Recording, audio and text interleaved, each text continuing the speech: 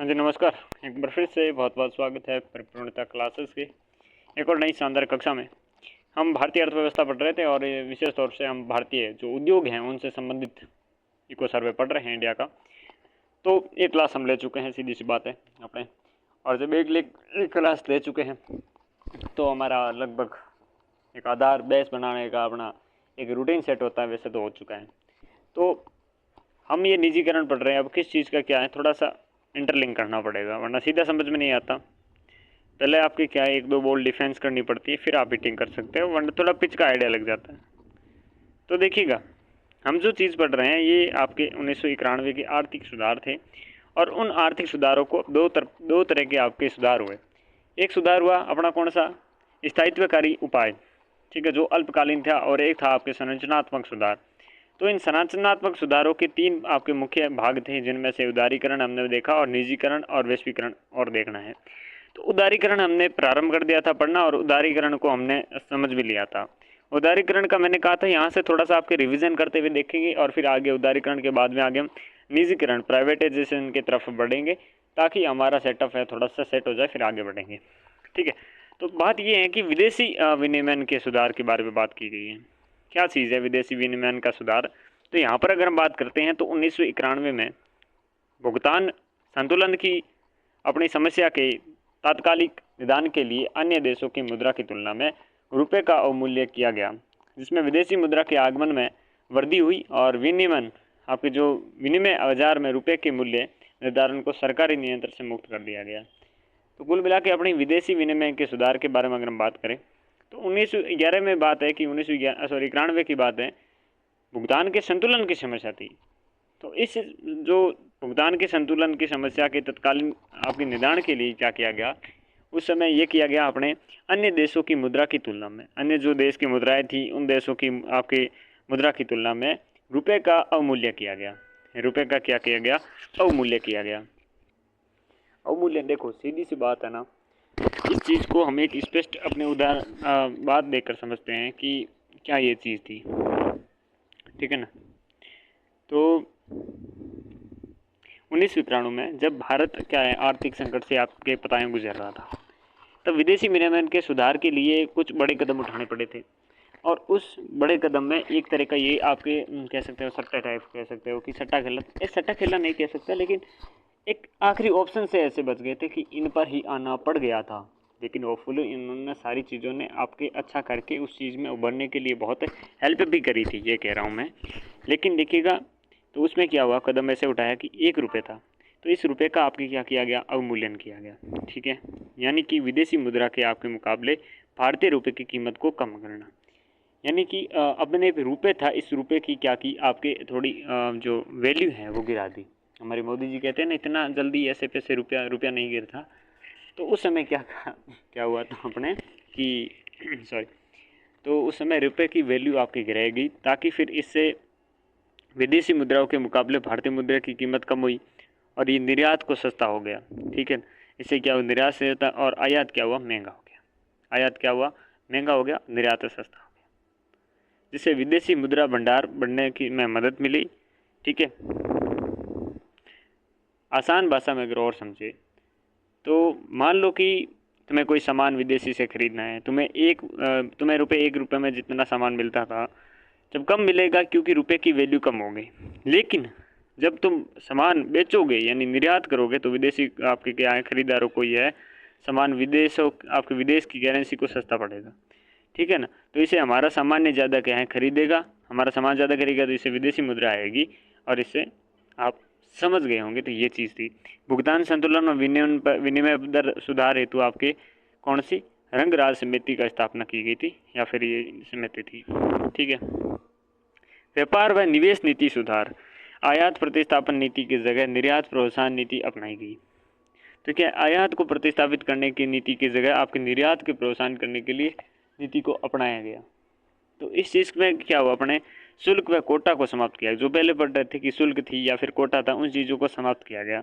विदेशी आपके निवेश को प्रोत्साहन करने के लिए लचीली विदेशी व्यापार नीतियाँ बनाई गई। ऐसी नीतियाँ बनाई गई ताकि वो आपके कंफर्टेबली यहाँ पर आकर निवेश बढ़े। उस समय क्या स्थिति हो चुकी थी कि कोई आकर यहाँ पर निवेश करने के लिए तैयार नहीं था। तो बहुत ही लुभावनी लुभावनी चीज़ें यहाँ पर, जैसे कि वोटिंग के टाइम पर आपके मुफ्त की रेवड़ियाँ वगैरह देना पड़ते हैं, तो उसी हिसाब से एक अच्छी अच्छी नीतियाँ जो उनके अनुकूल हो, उनके व्यापार के अनुकूल हो, तो ये सारी चीज़ें करनी पड़ी। प्रथम विदेश व्यापार नीति आई। इस विदेश व्यापार नीति जब 1992 से 97 तक आती है, उसका नाम था आपके एग्जिम पॉलिसी था, जो प्रथम विदेश व्यापार नीति थी। ठीक है ना, क्या थी? प्रथम विदेश व्यापार नीति थी। ओके, अब हम बात करेंगे निजीकरण की। हमारा दूसरा जो ये चीज़ है, निजीकरण के बारे में बात करेंगे कि निजीकरण क्या है। तो निजीकरण में आपके बारे में इसमें देखें, निजीकरण का अर्थ होता है, इसके तात्पर्य में देखें तो किसी सार्वजनिक उपकरण के स्वामित्व या प्रबंधन को सरकार के द्वारा त्याग देना। जो चीज़ें सरकार के द्वारा जैसे कि हैंडल की जाती हैं, उन चीज़ों का त्याग करके आपके किसी प्राइवेट संस्थान है या फिर निजी आपके हाथों में दे दिया जाता है। जैसे कि मान लीजिए कोई एयरपोर्ट है जो गवर्नमेंट के हाथ में है, तो वो आपके किसी अडानी है, अंबानी है या फिर टाटा है, बिरला है, जिसको भी अगर देना हो तो उनको दे दिया जाता है कि आप इसका संचालन कीजिए, और उसमें जो टैक्सेस हैं वगैरह हैं, एक प्रॉफिट का शायद हो सकता है अमाउंट है, वो निश्चित कर लिया जाए। किसी प्रकार से इसका निजीकरण किया जाता है। वैसे निजीकरण का आजकल प्रचलन बहुत देखने को मिल रहा है। बहुत सारे आपके रेलवे की चीज़ें, जहाँ स्टेशन अगर रेलवे है यहाँ पर, उसमें भी प्राइवेटाइजेशन देखने को मिल रहा है।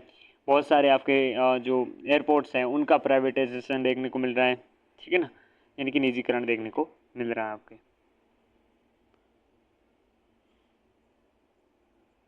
ओके, तो यहाँ पर कुछ ऐसी बात थी। निजीकरण दो प्रकार से होता है। अब निजीकरण है, प्राइवेटाइजेशन है, ये टू टाइप से होता है। कैसे होता है? सरकार का सार्वजनिक उपक्रम के स्वामित्व या प्रबंधन से बाहर होना। अगर कोई गवर्नमेंट किसी चीज़ को सार्वजनिक यानी कि सभी के हित के लिए कोई उपक्रम चल रहा था, उस उपक्रम के स्वामित्व या प्रबंधन से बाहर हो जाए। एक तो ये चीज़ हो गई कि उसे अपना गिव अप कर दे, बाहर हो जाए, एग्जिट हो जाए। दूसरी है कि सार्वजनिक उपक्रम को सीधा बेच देना। क्या करे? सीधा बेच दे। या तो खुद बाहर हो जाती हैं कि कोई भी आओ, इसे प्राइवेटाइजेशन अपने आप को आप भी कर सकते हो, ये धंधा है, ठीक है ना।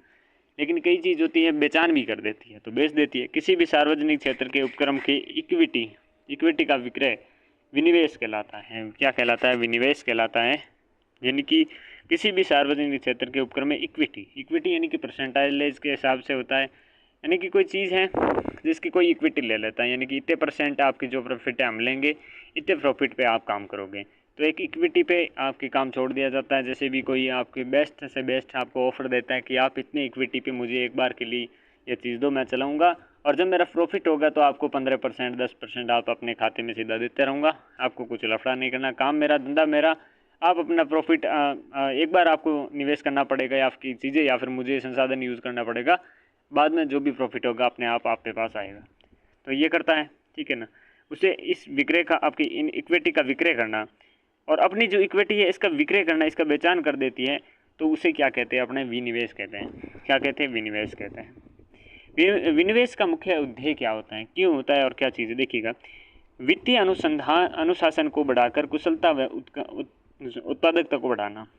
जो वित्तीय अनुशासन है, एक तो इस चीज़ से वित्तीय अनुशासन होगा, इस वित्तीय अनुशासन से बढ़ेगा तो कुशलता व उत्पादकता को बढ़ाएगा। तो कुशल लोग इसमें शामिल होंगे और उत्पादकता ऑटोमेटिक से बढ़ेगी। साथ में सार्वजनिक उपकरण जो हैं उसमें आधुनिकीकरण लाया जाएगा। तो इस चीज़ से जब भी प्राइवेटाइजेशन होगा तो इन चीज़ों से क्या देखने को मिलेगा? सार्वजनिक उपक्रम में आपके आधुनिकीकरण लाया जाएगा। एक है निजी पूंजी या प्रबंधकीय क्षमता का उपयोग सार्वजनिक उपक्रम या निष्पादन को सुधारने में किया जाएगा। किसी के पास निजी आपके जो प्राइवेट जो प्रॉपर्टीज़ हैं उसमें इस पूंजी व प्रबंधकीय क्षमता है, जो उसमें आपके चीज़ों को आपके संभालने की, उस चीज़ों को हैंडल करने की, किसी चीज़ को किस प्रकार से प्रेजेंटेशन करने की, सारी चीज़ें वो कैसे प्रबंधन करेगा, उसका मैनेजमेंट करेगा, तो उसकी क्षमता का उपयोग प्राइवेट बंदे का, उसकी आपकी जो पूंजी है और उसकी प्रबंधकीय क्षमता है, इसका उपयोग सार्वजनिक उपक्रम के निष्पादन के सुधारने में करना। एक हो गई। एक है कि भाई प्रत्यक्ष विदेशी निवेश को आकर्षित करना। तो इस चीज़ से क्या है, वो अगर कोई भी इस चीज़ का भाई लेना चाहे, तो वो कंपनी कोई चलानी चाहे उस चीज़ को, तो सीधे अगर विदेशी है तो विदेशी आकर वो भी चला सकते हैं। तो इससे विदेशी निवेश क्या है आपके आकर्षित होगा। पांचवी बात तो ये आती है उपक्रम को बाजार प्रतिस्पर्धी बनाना। इस चीज़ से प्रतिस्पर्धा बढ़ेगी। जब प्राइवेटाइजेशन आता है तो प्राइवेट चीज़ों में आपके कितना कॉम्पिटिशन होता है, एक बेसिक एग्जांपल से समझे तो 2-3 स्कूलें अगर आपके मोहल्ले में, गली मोहल्ले के आसपास में, एरिया में खुली हुई है, तो वो क्या चीज़ करते हैं, वो बेस्ट से बेस्ट चीज़ देने की कोशिश करते हैं। ये उस होड़ में देने के लिए करते हैं कि वो ऐसा नहीं है कि बच्चों को वेल एजुकेटेड करें, वो इसलिए करते हैं क्योंकि हमारे जो कस्टमर्स हैं, एज ए स्टूडेंट वो कस्टमर ही हैं उनके, तो वो इन स्टूडेंट को कैसे अपने पास रोक पाए और कैसे दूसरे जो प्राइवेट स्कूल्स हैं उनके जो एडमिशन्स कट ऑफ होकर आपके पास आ सके। तो ये सारी चीज़ प्रत्यक्ष विदेशी निवेश के आकर के साथ उपक्रम को बाजार में प्रतिस्पर्धी बनता है। बाज़ार में जो आपके कॉम्पिटिटिवनेस आती है, कंपटीशन बढ़ता है, इससे जब कंपटीशन ज़्यादा होता है तो बेस्ट चीज़ निकल के आने की संभावना ज़्यादा रहती है।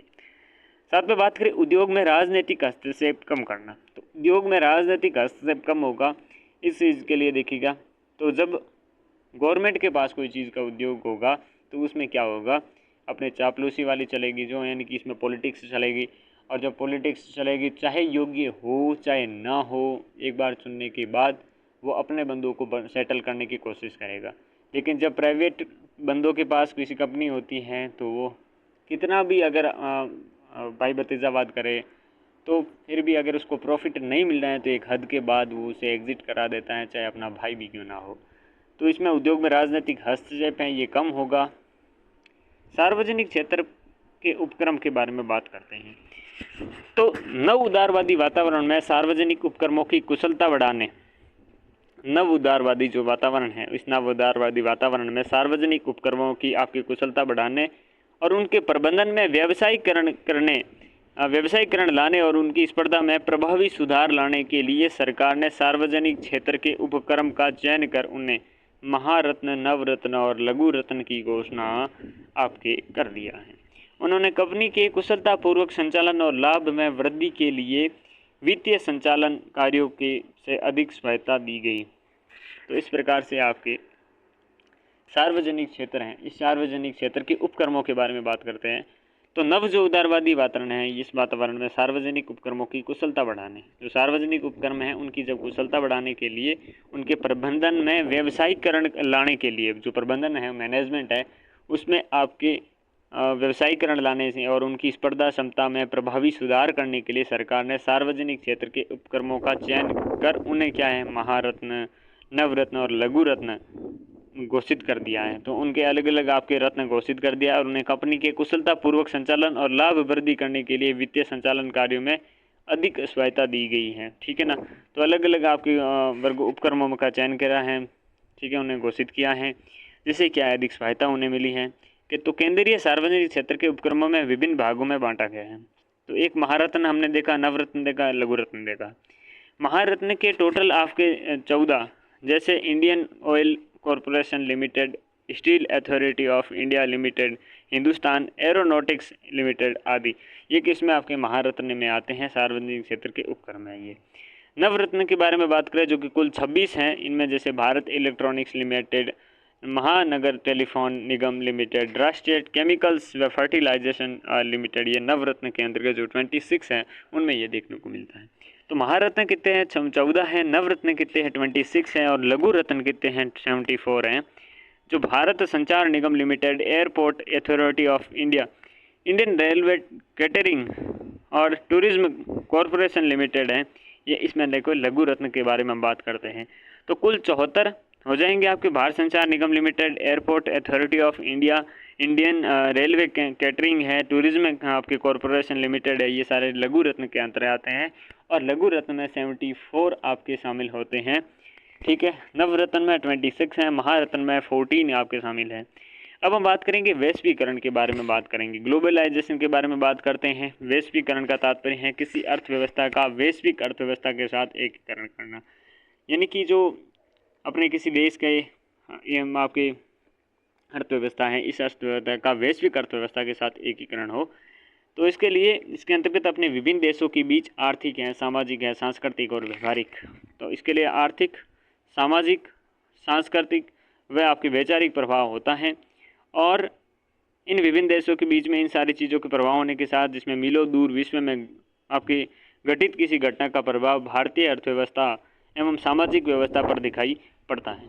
संपूर्ण विश्व को एक बनाने अर्थात सीमा मुक्त विश्व की आपकी रचना का एक प्रयास है। इसे हम वैश्वीकरण कहते हैं। किसी भी जगह पर किसी भी प्रकार की घटना घटित होती हैं तो दूसरे देशों में जहाँ भले ही मीलों मील आपकी दूरी हैं उन पर भी वो प्रभाव देखने को मिलता है, चाहे वो सामाजिक हो, चाहे सांस्कृतिक हो, आर्थिक और वैचारिक किसी प्रकार का भी हो।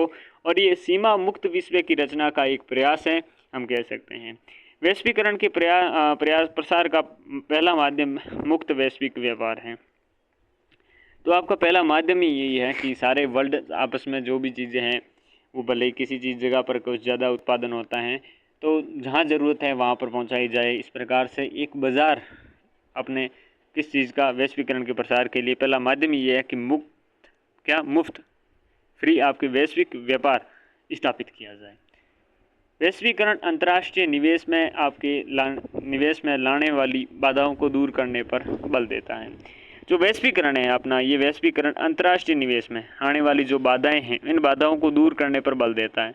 जैसे विदेशी मार्गों को खोलना है, बहुराष्ट्रीय कंपनियां सहित विदेशी कंपनियों को देश में निवेश हेतु प्रोत्साहन करना है। तो वैश्विक अंतर्राष्ट्रीय निवेश में आपके जो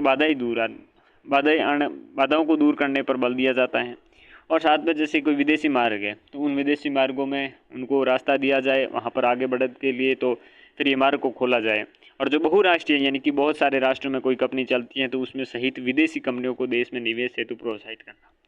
वैश्वीकरण की नीति को अपनाने हेतु आपके भारत सरकार ने 1991 के बाद कुछ उपाय अपनाए हैं कि वैश्वीकरण की नीतियाँ इस वैश्वीकरण की नीति को अपनाने के लिए भारत सरकार ने 1991 के बाद कुछ उपाय अपनाए हैं, जिनमें से विदेशी मुद्रा के हस्तांतरण पर लगे प्रतिबंध को छूट दी गई है।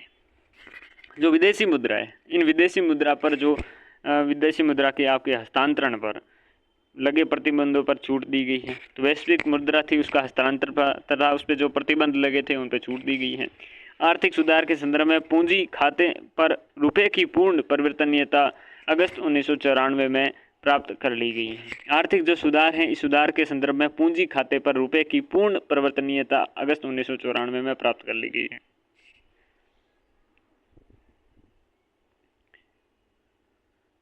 WTO आपका जो है इसके सदस्य के रूप में भारत सरकार के द्वारा आयात उदारीकरण के रूप में विभिन्न कदम उठाए गए हैं, जैसे आयात पर मात्रात्मक प्रतिबंधों को समाप्त करना, आयात शुल्कों को कम करना, ये सारी चीज़ें भी उनके द्वारा की गई हैं। विश्व व्यापार संगठन व्यापार और सीमा शुल्क के महासंधि GATT का परिवर्तन संगठन है, जिसकी स्थापना 1 जनवरी 1995 को हुई थी। भारत इसका आपके संस्थापक सदस्य रहा है। 1991 में 51% विदेशी आपके इक्विटी तथा FDI की मंजूरी दी गई है तथा बाद में कई उद्यमों आपके जो उद्योग हैं उसके हेतु यह सीमा 74% से 100% तक कर दी गई है। तो 1991 में 51% विदेशी इक्विटी तथा FDI की मंजूरी दी गई है। बाद में इसका आपके उद्योग हेतु सीमा 74% तथा 100% तक कर दिया गया आपके इसके अंतर्गत। बाह्य जो प्रापण है, आउटसोर्सिंग है, इसके बारे में बात करते हैं। तो यह वैश्वीकरण की प्रक्रिया का एक विशिष्ट परिणाम है। इसमें विभिन्न कंपनियों बाह्य स्रोतों से नियमित आपकी सेवाएं प्राप्त करते हैं, जैसे सॉफ्टवेयर, कंप्यूटर सर्विस, कानूनी सलाह, विज्ञापन, फिल्म एडिटिंग, टेलीमेडिसिन, शिक्षण आदि। अनेक आपकी जो बहुराष्ट्रीय कंपनियां हैं के साथ अनेक छोटी बड़ी कंपनियां भारत से आउटसोर्सिंग के द्वारा सेवाएं प्राप्त करती हैं। निम्न मजदूरी दर व कुशल आपके क्षमता के उपलब्धता ने भारत को आउटसोर्सिंग का गंतव्य बना दिया है। जो निम्न मजदूरी दर है और कुशल क्षमता की उपलब्धता ने भारत को क्या है आउटसोर्सिंग का गंतव्य बना दिया है। तो आउटसोर्सिंग यही है कि अपनी वैश्वीकरण की प्रक्रिया के एक विशिष्ट परिणाम है। इसमें विभिन्न कंपनियां बाह्य स्रोतों से नियमित सेवाएं प्राप्त करती हैं। जो बाहरी जो सोर्स हैं उसमें आपकी क्या विभिन्न कंपनियाँ हैं वो आपकी सेवा प्राप्त करती हैं। और अनेक बहुराष्ट्रीय जो कंपनियां हैं के साथ अनेक छोटी बड़ी कंपनियां भारत से क्या है आउटसोर्सिंग के द्वारा सेवाएं प्राप्त करती हैं। क्योंकि भारत में आपकी क्या है कम मजदूरी दर है, वो इस कम मजदूरी दर पर कुशल क्षमता वाले आपके श्रमिक हैं उनको मिल जाते हैं, चाहे सॉफ्टवेयर आपकी सर्विस हो जाएगा, कंप्यूटर सर्विस, कानूनी सलाह, विज्ञापन, इन सारे के लिए बेरोजगारी बहुत है, जनता भी बहुत है, इसके लिए काम आती है। ग्लोबल फुटप्रिंट के बारे में बात करें तो वैश्वीकरण के कारण अनेक भारतीय कंपनियां विदेशों में अपने पैर जमाने के लिए तथा वहां रोजगार के अवसर सर्जन करने के लिए वैश्विक उपस्थिति दर्ज की है। जैसे ONGC हैं, टाटा सीट हैं, HCL हैं, रेडिट आपके लेबोरेटरीज हैं। तो ग्लोबल फुटप्रिंट क्या होता है, वैश्वीकरण के कारण अनेक जो भारतीय कंपनियां हैं विदेश में अपने पैर जमाने के लिए, वहां रोजगार के अवसर सृजन करने के लिए वैश्विक उपस्थिति दर्ज की है। जैसे ONGC होगी अपनी, टाटा सीट होगी, HCL होगी, रेडिट आपके लेबोरेटरीज स्थापित होगी। राष्ट्रीय विनिर्माण आपकी नीति आती है 2011 में। 4 नवंबर 2011 को जारी इस नीति के उद्देश्य इस प्रकार से हैं। एक कि मध्य अवधि में विनिर्माण क्षेत्र में 12 से 14% आपके प्रति वर्ष की संवृद्धि दर सुनिश्चित करना। तो मध्य अवधि में विनिर्माण के क्षेत्र में 12 से 14% आपके प्रति वर्ष की संवृद्धि दर सुनिश्चित करना। तो भारतीय विनिर्माण की नीति 2011 है। इस नीति 2011 में जारी की गई कुछ उद्देश्य हैं, जिसमें पहला उद्देश्य ये आता है कि मध्य अवधि, कौन सा, मध्य अवधि के आपने विनिर्माण जो क्षेत्र है इसमें 12 से 14% क्या है, प्रति वर्ष संवृद्धि दर सुनिश्चित की गई है। सीधे शब्दों में समझे, सरकार अगले कुछ सालों में अपने मैन्युफैक्चरिंग सेक्टर है हर साल 12 से 14% इसमें आपकी बढ़ोतरी चाहती। आसान शब्द ये कह सकते हैं कि वे चाहते हैं कि देश में बनने वाले सामान आपकी की रफ्तार पहले से कहीं ज़्यादा हो, और यही चाहती हैं, ठीक है ना। तो मध्यावधि में आपकी क्या, विनिर्माण क्षेत्र में यानी कि मैन्युफैक्चरिंग उसमें बढ़े। ओके, साथ में दूसरी चीज़ क्या है, सकल घरेलू आपके उत्पादन में विनिर्माण के क्षेत्र में हिस्से को लगभग 16% से वर्तमान स्तर से उठाकर 2022 तक 25% तक पहुंचा गया है। तो इसमें आपके आसान भाषा में यही समझ सकते हैं कि ये आपके दूसरा पॉइंट कहता है कि सरकार मैन्युफैक्चरिंग सेक्टर का देश की कुल कमाई यानी कि जो GDP है उसमें हिस्सा बढ़ाना चाहती है। तो उस समय का आपके हिस्सा था 16%। हाउ मेनी परसेंटेज, 16% इन आपके थे, और जिसे बढ़ाकर 2022 तक 25% करने का लक्ष्य रखा गया। 2022 तक इसे 25% करने का लक्ष्य रखा। और तीसरा अगर पॉइंट के बारे में बात करें तो सरकार 2022 तक मैन्युफैक्चरिंग सेक्टर में 10 करोड़ अपनी नौकरियों तक नए मौके प्रदान करने चाहती थी, और ज़्यादा से कुल मिला के ज़्यादा से ज़्यादा लोगों को आपके रोज़गार देना चाहती थी। ये आपकी राष्ट्रीय विनिर्माण नीति आती है 2011 में, ये चीज़ इसमें आती है। और अगली हम देखते हैं वैश्विक औद्योगिक परिदृश्य। कैलेंडर वर्ष 2025 की तीसरी तिमाही में दुनिया भर के मैन्युफैक्चरिंग आउटपुट में कुल मिलाकर आपके 0.7% बढ़ोतरी हुई। तो वैश्विक औद्योगिक परिदृश्य यहाँ पर देखें तो कैलेंडर वर्ष अपना 2025 है, इसकी जो तीसरी आपकी तिमाही है, तीसरी तिमाही में दुनिया भर के मैन्युफैक्चरिंग आउटपुट में कुल मिलाकर 0.7% की क्या हुई है, बढ़ोतरी हुई है। ठीक है, वर्ष 2025 की तीसरी तिमाही में अफ्रीका विनिर्माण वृद्धि में सबसे आगे रहा, उसके बाद एशिया और फिर हैं आपके ओशानिया रहे। लैटिन अमेरिका और कैरिबियन में गिरावट देखी गई है और यूरोप में स्थिरता रही है। तो ये हमने कैलेंडर के लिए पूरी दुनिया भर में देखा है कि मैन्युफैक्चरिंग आउटपुट में कुल 0.7% की बढ़ोतरी हुई है। और फिर ये अगली बात हमने देखी,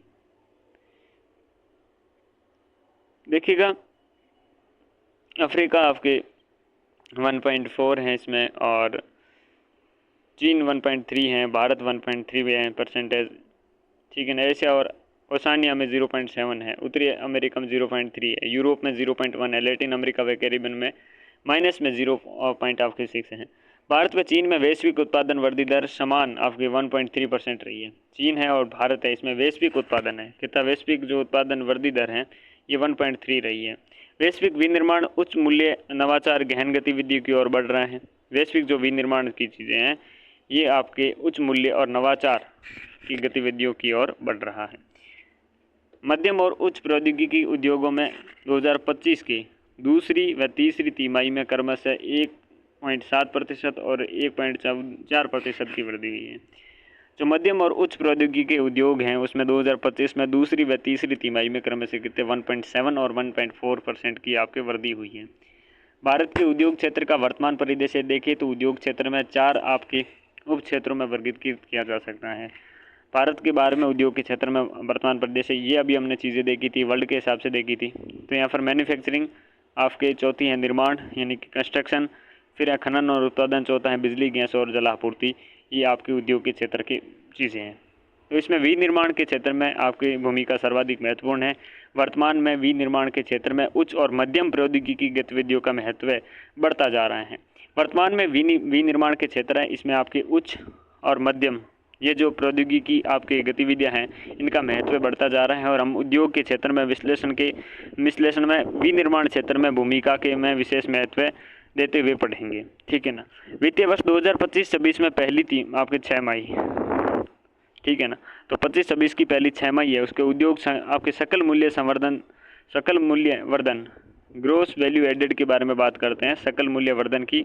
तो वास्तविक रूप से आपके 7% की क्या हुई है, वृद्धि हुई है। तो 7% की वृद्धि इसमें आपके देखी गई है कि इसमें वित्तीय वर्ष 2025-26 से उसकी पहली 6 माही थी, उसके उद्योग संकलन जो उद्योग है उसमें आपकी Q1 + Q2, तो आपके उद्योग में सकल मूल्य संवर्धन GVA है, ग्रोस वैल्यू एडेड के वास्तविक रूप में 7% की आपकी वृद्धि देखी गई है। How many percentage of added? 7% की आपकी ग्रोथ देखी गई है। उद्योग GVA वृद्धि दर देखिए, उद्योग में GVA यानी ग्रोस वैल्यू एडेड के बारे में, यानी कि सकल आपके जो हमने देखा था सकल मूल्य वर्धन, क्या है, सकल मूल्य संवर्धन, मूल्य संवर्धन।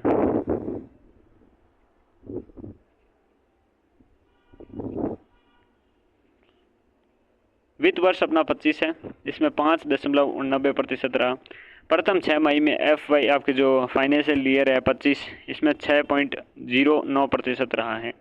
तो वित्त वर्ष 2025 में आपके 5.89% रहे, प्रथम 6 माही थी, और जो जिसमें 6.09% रहा आपके फाइनेंशियल ईयर 25 में।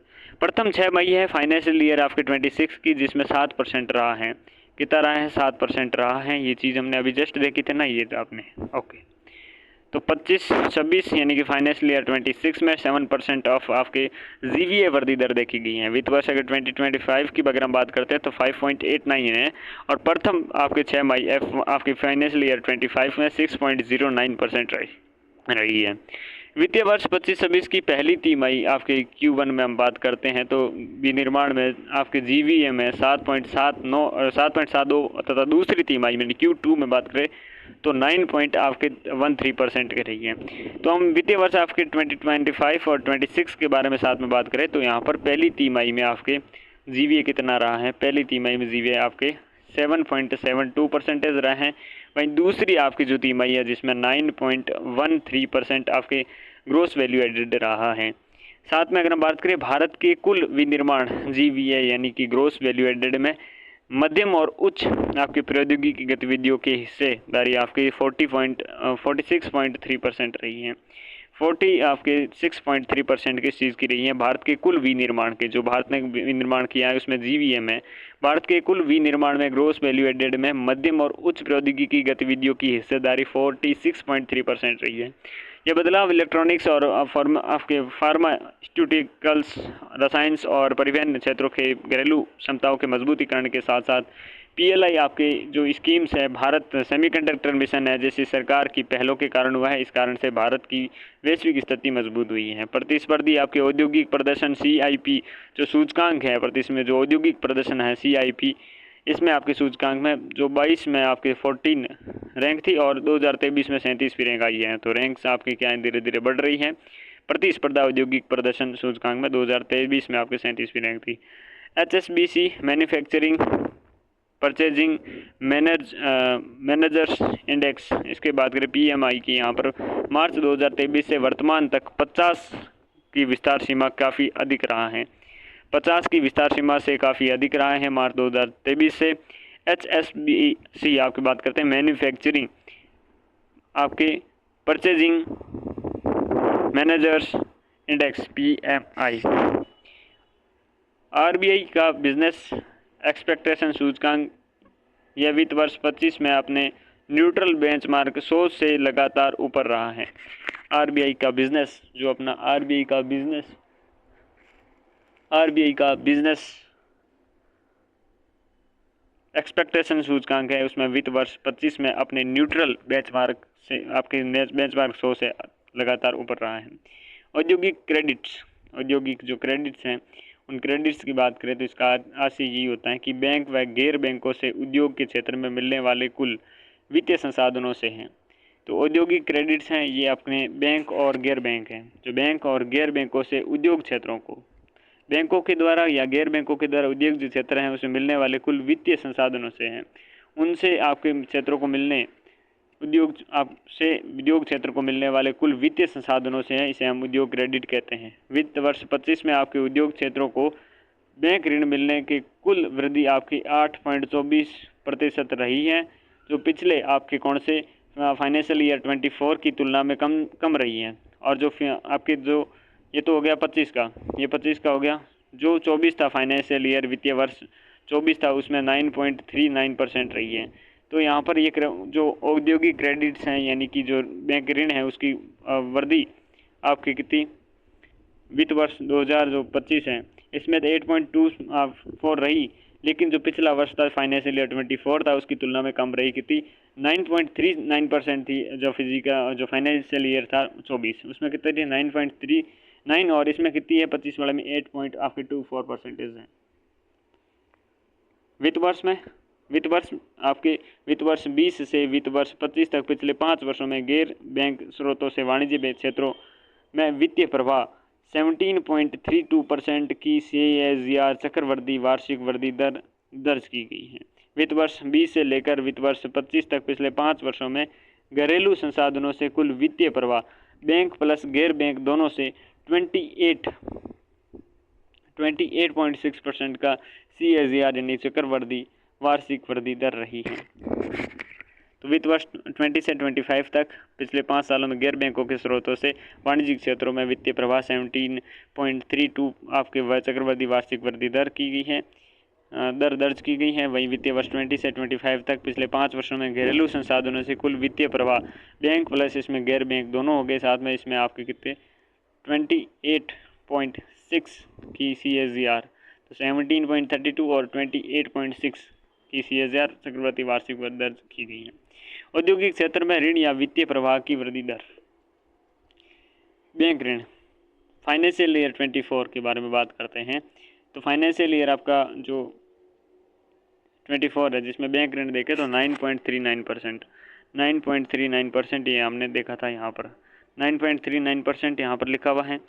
साथ में 25 में 8.24%।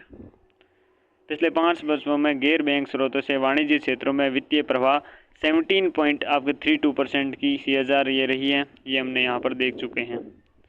सॉरी हाँ, तो वापस ही देख लिया। यहाँ पर देखिएगा गैर बैंक की प्रवाह आपने ये फ्लो चार्ट का अपना विवरण देखते हैं, वापस ही शॉर्ट में देख रहे हैं कि जो फाइनेंशियल ईयर 20 से आपके फाइनेंशियल ईयर 25 तक 17.32% रहा है। वहीं पर बैंक प्लस गैर बैंक जो घरेलू संसाधन है उसे आपके फाइनेंशियल ईयर 20 से 25 तक 28.6 रहा है। तो यहाँ से एक इम्पोर्टेंट क्वेश्चन बनना तय समझिए।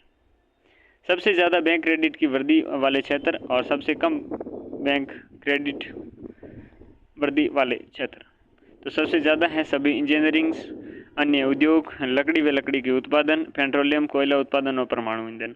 वहीं अगर हम बात करते हैं सबसे कम वाले जिसमें सीमेंट और सीमेंट उत्पादन, रत्न एवं आभूषण, चमड़ा एवं उत्पादन, खनन और उत्खनन।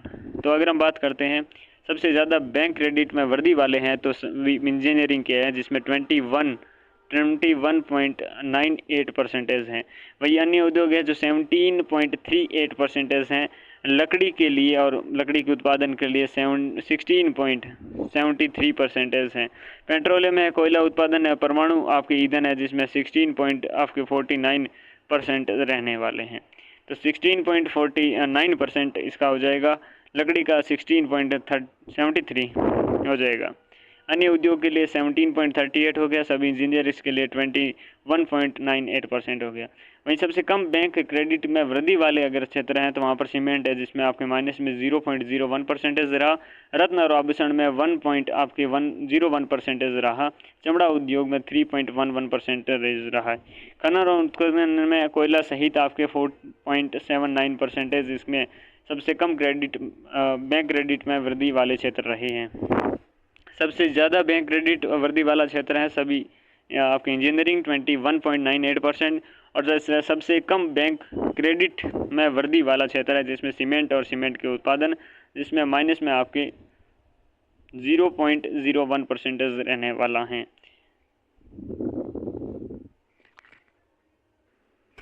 ये सारी चीज़ें तो आपके फैक्ट वाली बात हो गई। और ये जो एग्ज़ाम में आपके क्रैक करने के लिए चीज़ें हैं जो इम्पोर्टेंट होती हैं, उनके लिए चीज़ें हो गई। अब ये चीज़ हम समझते हैं कि बैंक क्रेडिट में वर्दी वाले क्षेत्र का मतलब क्या है। इसका मतलब ये होता है कि उस क्षेत्र में काम करने वाली कंपनियों को बैंक से ज़्यादा उधार मिल रहा है। इसका मतलब ये हो सकता है कि उस क्षेत्र में विस्तार हो रहा होगा, ठीक है, और नई परियोजनाएं शुरू हो रही हो, या फिर उन्हें कामकाज के लिए ज़्यादा पैसे चाहिए हो रहे हो। जैसे यहाँ पर सीमेंट वाले क्षेत्र हैं, तो ये कम रहने का मतलब ये हो सकता है कि वहाँ पर आपकी क्या है, जो थोड़ी धीमी चल रही हो, रहने का मतलब हो सकता है, या फिर मांग थोड़ी धीमी चल रही है, या कंपनियां ज़्यादा कर्ज लेने के मूड में नहीं है। अगर हम बात करें कम रहना अच्छा है या फिर ज़्यादा रहना अच्छा है, ये पूरी तरह से आपसे उस क्षेत्र से निर्भर करता है कि ज़रूरत से ज़्यादा कर्ज भी मुश्किल में डाल सकता है, और कम कर्ज हो सकता है कि विस्तार को रोक दे, ठीक है ना। तो कुल मिला के बात है, ये कंपनियों से आजकल ये सभी जो इंजीनियरिंग क्षेत्र है, इसमें 21.98% के आपके वर्दी वाले क्षेत्र है, जिसमें बैंकों से इनको क्रेडिट मिल रहा है, यानी कि ऋण मिल रहा है। ओके, 21.98%, और सीमेंट है जिसमें 0.01% माइनस में यहाँ पर ऋण या तो ले नहीं रहे या मिल नहीं रहे हैं, ठीक है। तो ये अपने क्षेत्र की आवश्यकता के अनुकूल बात देखने को मिलती हैं, और ये इस प्रकार से चीज़ें रहने वाली हैं। सबसे ज़्यादा बैंक अगर देख लिया जाए तो वित्त वर्ष 21 और वित्त वर्ष 24 तक आपके कुल बैंक क्रेडिट की CAGR चक्रवर्ती वार्षिक वृद्धि दर, हमने जो बात करते हैं चक्रवर्ती वार्षिक जो वृद्धि दर हैं, जो ब्याज है, इसके बारे में बात करते हैं, तो वाले उद्योग के बारे में बात करते हैं। तो सबसे ज़्यादा बैंक क्रेडिट की CAGR वाले क्षेत्र देखते हैं, तो जिसमें कांच और कांच से बनी हुई जो वस्तुएं हैं, जिसमें 22.46% आपके रहने वाली हैं। और सबसे कम वाले में बात करें, कम आपके बैंक क्रेडिट CAGR वाले क्षेत्र में सीमेंट और सीमेंट उत्पादन 1.23% है। ये 1.23% इसमें रहने वाला है पे। और आप देखिए वापस अपने लिस्ट पे आ जाते हैं। सबसे ज़्यादा बैंक क्रेडिट CAGR वाले क्षेत्र में, जिसमें कांच और कांच की बनी वस्तुएं देखी, 22.46% देखा।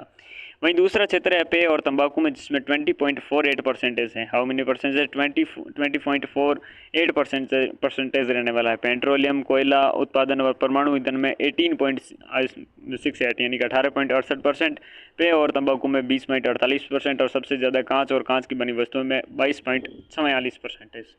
वहीं अगर हम बात करते हैं सीमेंट और सीमेंट के उत्पादन में, तो 1.23% है, जो सबसे कम बैंक क्रेडिट वाले क्षेत्र में आती हैं CAGR के क्षेत्र में। रत्न और आभूषण के बारे में बात करते हैं तो 4.53 आपके % रहने वाला है। अन्य उत्पादन में उद्योग में बात करें तो 5.38% रहने वाला है। ये कितना 1.23% हो गया, ये 4.53% हो गया। तो मुख्य रूप से ये दो चीज़ें याद रखना है कि सर्वाधिक CAGR वाले क्षेत्र है कांच और कांच से बनी हुई आपके क्या वस्तुएं, और दूसरा सबसे कम CAGR वाला क्षेत्र कौन सा है? सीमेंट और सीमेंट उत्पादन वाला। यहाँ पर हम दोनों जगह पर सीमेंट और सीमेंट उत्पादन वाले क्षेत्र देख रहे हैं, चाहे वो सबसे कम आपके बैंक क्रेडिट में वर्दी वाले क्षेत्र हो, चाहे वो आपके सबसे कम बैंक क्रेडिट CAGR वाले क्षेत्र हो, दोनों में सारी चीज़ सेम देख रहे हैं। सीमेंट आपके और सीमेंट से संबंधित उत्पादन है, वहाँ से देखते हैं। ओके, तो अब बात उसी तरह की वापस इसमें भी थोड़ा विश्लेषण कर लेते हैं। तो CAGR हम देख रहे हैं, तो CAGR की अपने पहले से आपके फुल फॉर्म जो है वो देखते हैं। कंपाउंड एनुअल ग्रोथ रेट, ये इंग्लिश का हिंदी वाला हमने देख चुके हैं। तो अगली बात तो ये है, इस पे नेक्स्ट मूव ऑन करते हुए अगली बात ये देखते हैं, जिसमें लिखा हुआ है यहाँ पर कि समझते ये कि कोई चीज़ लगातार किस दर से बढ़ रही है। बैंकिंग में अगर किसी क्षेत्र का CAGR ज़्यादा है, तो इसका मतलब ये है कि उस क्षेत्र के दिए जाने वाले कर्जों में तेज़ी से आपकी क्या हो रही है? बढ़ोतरी हो रही है।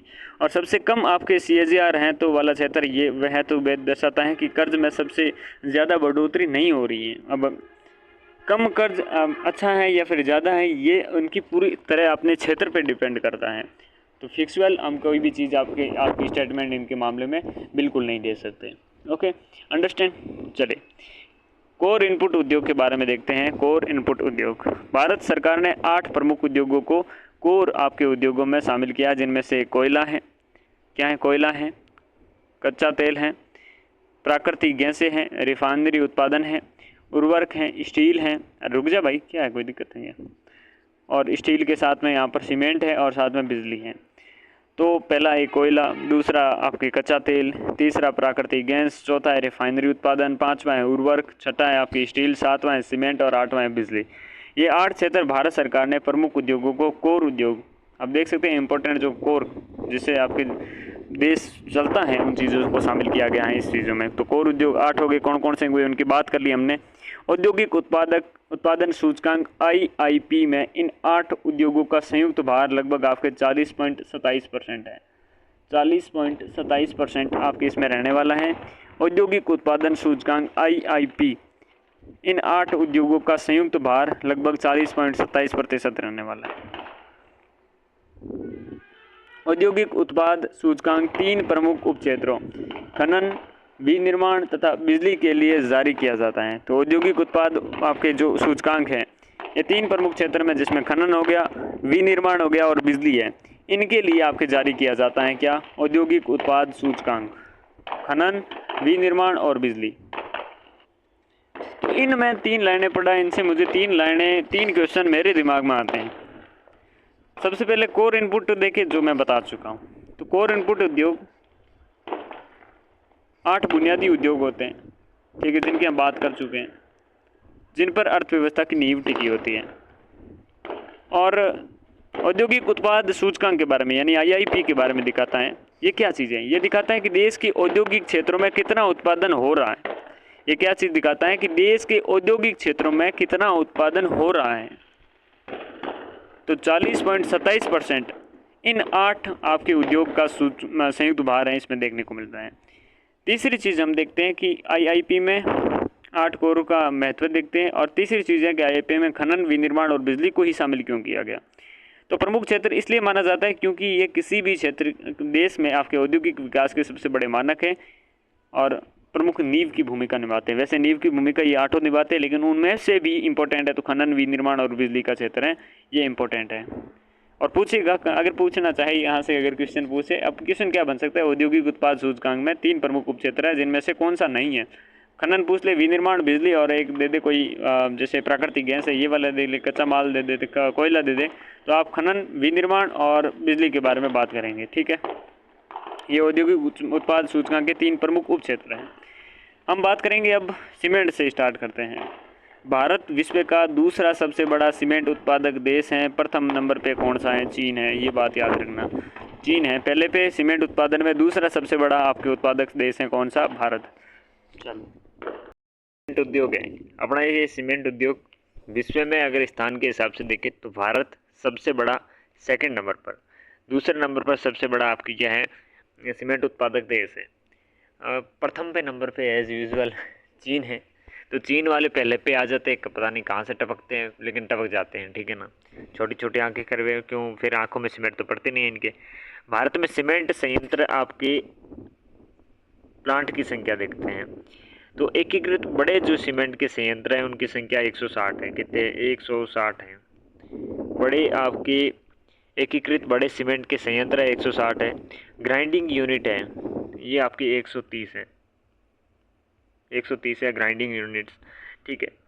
तो एक सेकंड रुकना,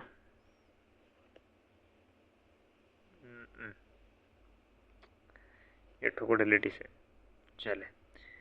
तो ग्राइंडिंग आपके जो यूनिट्स है 130 हैं। और अगली बात करें मिनी सीमेंट, जो मिनी सीमेंट के प्लांट हैं वो 62, कितने हैं, 62 है। तो 62 आपके क्या हो जाएंगे, मिनी आपके सीमेंट प्लांट हो जाएंगे। तो कुल मिला के बात ये है, कुल मिला के बाद थोड़ा ये पढ़ने के बाद करेंगे। सीमेंट आपके उत्पादन में आंकड़ों के हिसाब से देखें तो भारत में सीमेंट उत्पादन की वार्षिक आपकी स्थापित क्षमता है 690 मिलियन टन। कितना है, 690 मिलियन टन भारत के सीमेंट उत्पादन की वार्षिक स्थापित आपकी क्षमता है। तो क्षमता के हिसाब से देखें तो भारत में अच्छी खासी क्षमता है, 690 आपकी मिलियन टन क्षमता है।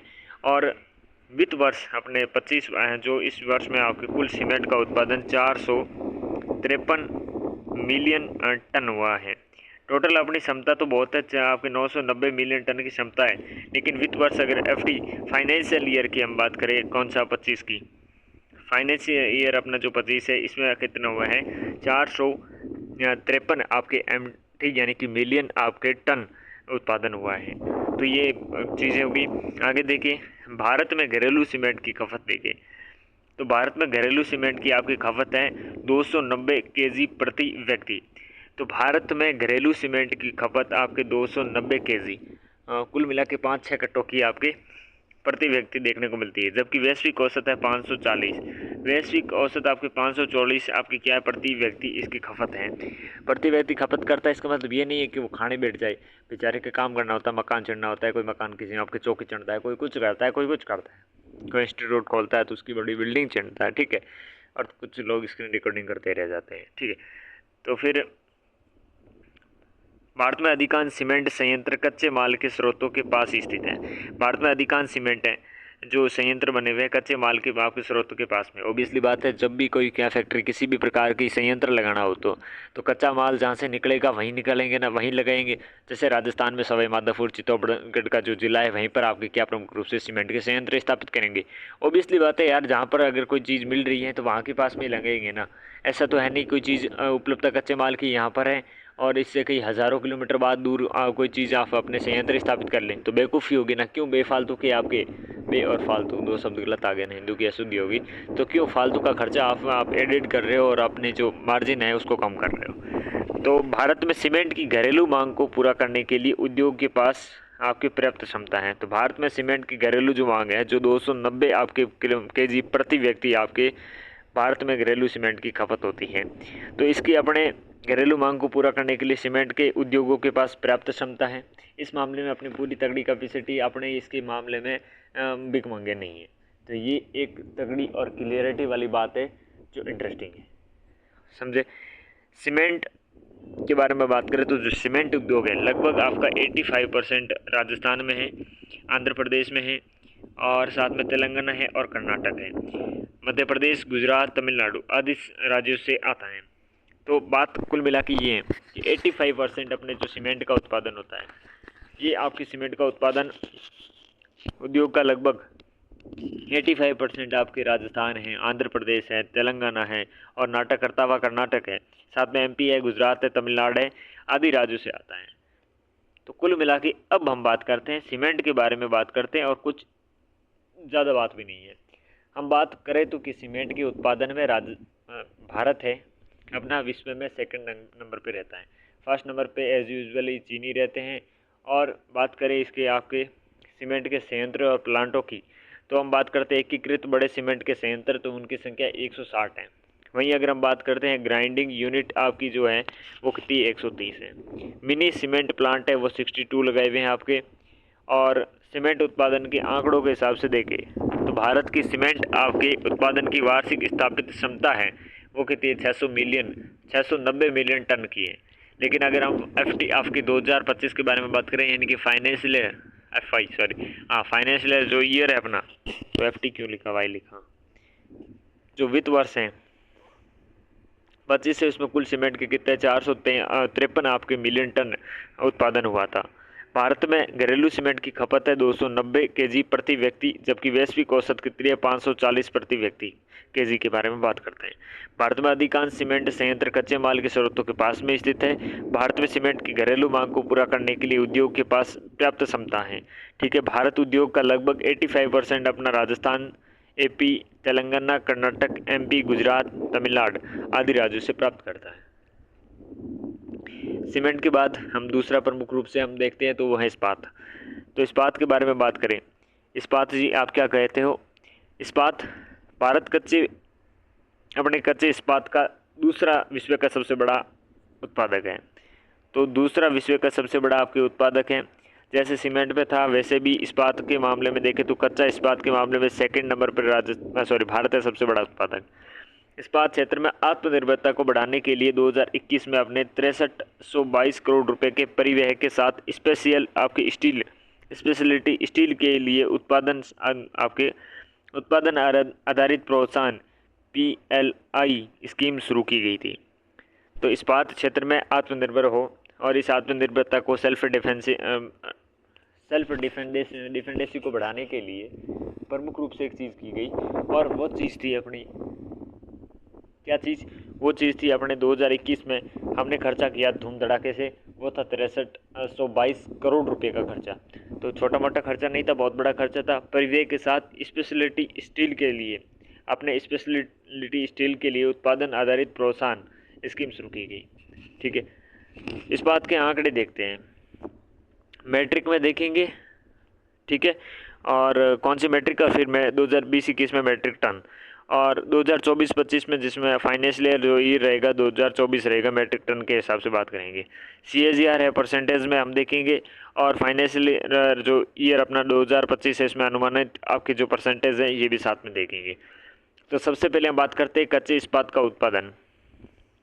103.54, इसमें क्या कच्चे इस्पात का आपके उत्पादन होता है मेट्रिक टन में, कौन से आपकी इकाई में, MT में होता है, यानी कि मेट्रिक टन में होता है 2020-21 में। फिर क्या होता है 2024-25 में, जो अपना वित्तीय वर्ष 24 का था उसमें मेट्रिक टन के हिसाब से कितना 152.18, जो आपके फाइनेंशियल जो ईयर था कौन सा 2023 का, ये ईयर इस ईयर की तुलना में कितने 5.5% की आपकी वृद्धि दर्ज की गई है।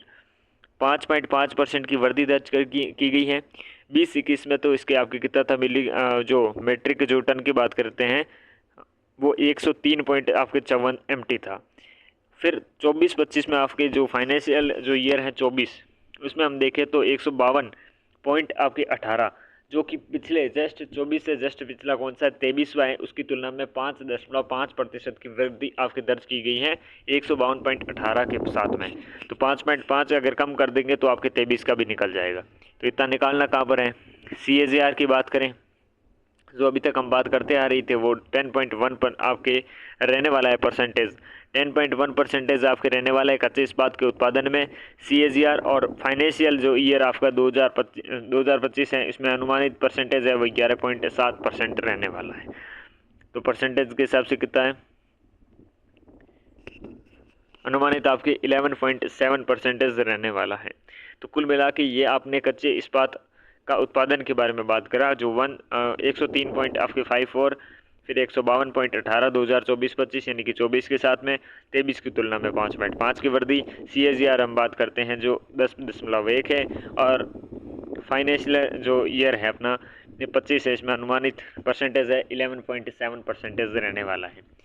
तैयार इस्पात का उत्पादन, हम बात करें तैयार इस्पात का उत्पादन की, तो देखिएगा तैयार इस्पात के आपके उत्पादन की बात करते हैं तो 96.20 यानी कि 96.20 पर आपके मेट्रिक टन रहने वाला है क्या तैयार इस्पात का उत्पादन। 2020-21 की बात करते हैं, जो कितना था आपके 96.20 आपके मेट्रिक टन था। और बात करते हैं 24 की, जो फाइनेंशियल अपना ईयर है 24, इसमें कितने 146.69 इसमें रहने वाला है। तो इस तुलना में अपने बात करते हैं 5.9 की वृद्धि होती है। 23 की तुलना में कितनी है 5.9 की वृद्धि होती है 146.69 के साथ में। वहीं अगर हम बात करें CAGR की, तो आपकी 11.1% रहने वाला है, क्या रहने वाला है परसेंटेज में रहने वाला है। और फाइनेंशियल जो ईयर अपना रहने वाला है 25, इसमें क्या है आपके अनुमानित जो परसेंटेज है वो आपके 10.8% रहने वाले हैं। ठीक है, कुल मिला के बात आपके तैयार इस्पात का उत्पादन समझ में आएगा कि 2020-21 में मीट्रिक जो टन है इसमें 96.20% है। वहीं जो वित्तीय वर्ष आपका 24 है जिसमें 146.69, जो आपके वित्त वर्ष 23 की तुलना में कितने 5.9% की वृद्धि है। वहीं CAGR की बात करें तो 11.1% है, और जो वित्त वर्ष 25 है उसमें अनुमानित परसेंटेज कितना है 10.8% रहने वाला है। स्टील की खपत के बारे में अगर हम बात करें तो स्टील की खपत में अपने वही अपने कौन सा 20-21 है इसमें 94 आपके 89, ठीक है 94.89 अपने जो ये रहने वाला है ये मेट्रिक टन रहने वाला है। तो क्या स्टील की ये जो खपत है कुछ इस प्रकार से रहने वाली है। वहीं अगर हम वित्तीय वर्ष 23-24 के बारे में बात करें, 24-25 के बारे में बात करें, जिसे हम वित्तीय वर्ष 24 के नाम से जानेंगे, उसमें कितना है 152.13% रहने वाला है, जो कि आपके 23 की तुलना में कितने 11.6 की इसमें क्या हुई है वृद्धि हुई है। तो 11.6% की आपकी इंक्रीजमेंट हुआ है यहाँ पर, और कितना 152.13 रहने वाला है, कितना मीट्रिक जो टन है इस प्रकार से रहने वाला है।